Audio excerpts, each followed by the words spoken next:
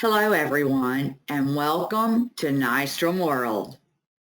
Let's do a little reflecting on Module 1 first. In Module 1, you did learn how to navigate both Explorer and Researcher. You learned how to search for activities and to share atlases with your students. And you learned how to hide answers when you were using the mapping activities. For Quest 1 and Quest 2, let's take a look. In Quest 1, you were asked to replicate what I just showed you in the first module. And I'd like to know, what was the topic you chose? How many activities did you find? Did you encounter any challenges? And if so, what were they? Take a moment and jot that down. Quest 2 was a bit different.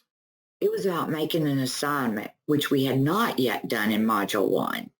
But I gave you the tools with which to move forward if you chose to. How many of you chose to move forward with Quest 2?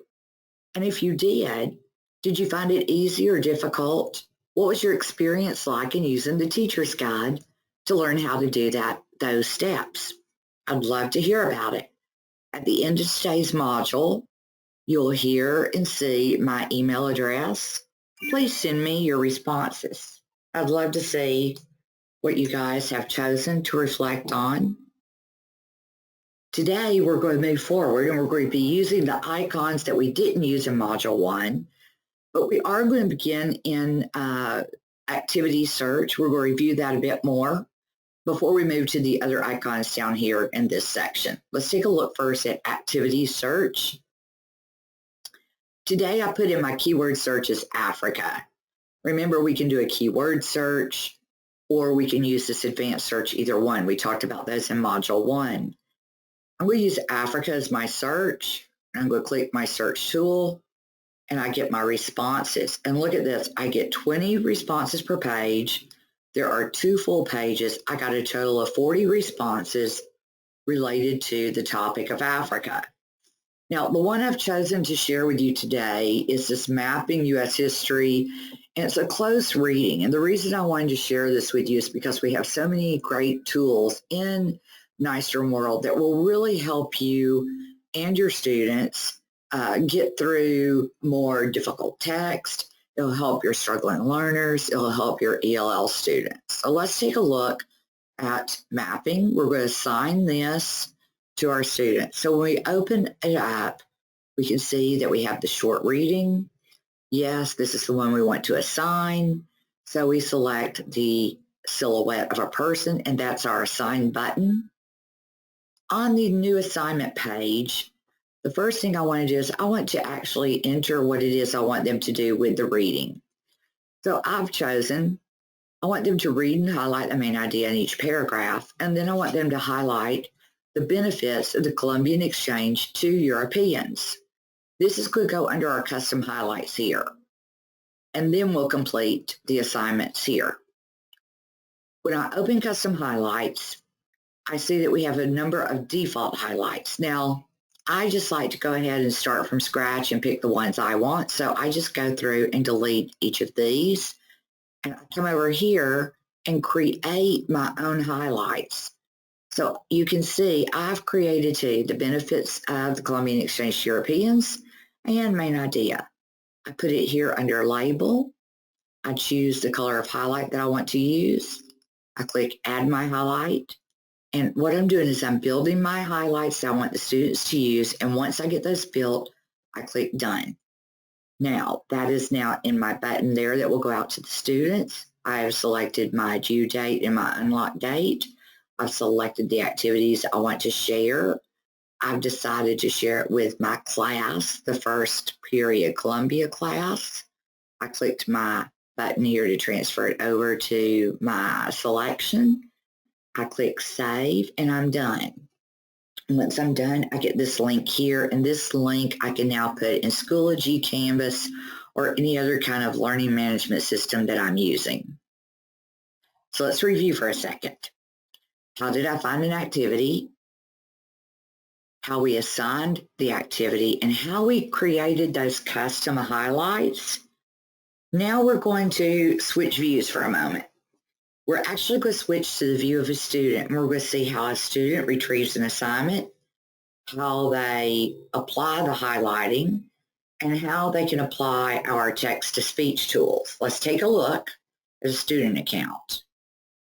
I am now student 1, and I can see that these are the assignments my teacher has given me. And I'm going to click on this first assignment here that I need to work on. My teacher instructions automatically populate. I can either click the X or click anywhere on the page and they disappear.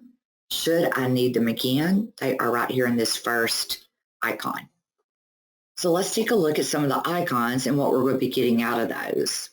First of all, I'm going to click on this last one here. It's a speaker, and it's going to open my text-to-speech toolbar.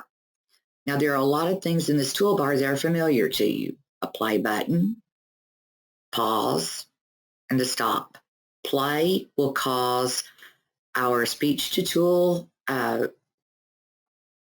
feature to start reading to the student. So if you have a student on an IEP who needs material read to them, second language learner, or just someone who is not yet proficient in their reading, you can have the play button read to them. There are some additional resources here that we want to look at.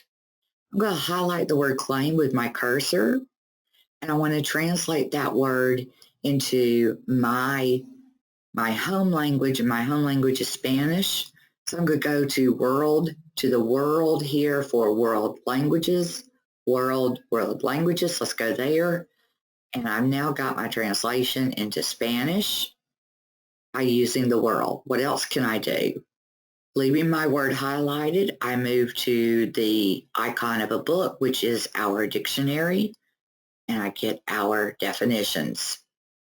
Move to the icon of a symbol, and I get a symbol for the term claim. So there's lots of features here that are great for struggling learners, those who are maybe dyslexic, who need to have something read to them. Variety of reasons for these icons to benefit your students. Now, the other part of that was they were supposed to highlight the main idea in each paragraph and the benefits of the Columbian Exchange on Europeans. So here we go. I'm going to highlight with my cursor. I go up here to this button here. It's called the annotation button, but I call it a highlighter. And I'm going to click on my highlighter. There's what I highlighted with my cursor. I now have a pull down menu here to decide, oh, is that my main idea? Yes. Click Save Changes. It highlighted it in gray. Put the annotation on the right-hand side of my screen. Now I'm going to do another one. And look at this one. This one I'm changing to the benefits of Europeans. Saving my changes. There's my highlight. Benefits to Europeans. This is a great tool. I love using the highlighting tool in here because we customize it for every reading. That means that for every reading, I can give the students a real purpose for that, and they can interact with the text, which we know is very important for all learners, but particularly struggling learners. Once I'm done with my activity, oh, and by the way, you can see down here, there's a vocabulary and context. There was actually a matching activity down here. I'm going to select confirm, and once I select confirm, my assignment has been submitted. So in review, as a student, we retrieved an assignment, we used the highlighting tool, and I used the text-to-speech tools. Now we're going to switch back to a teacher view. And at teacher view, we're going to grade our assignments that we just completed.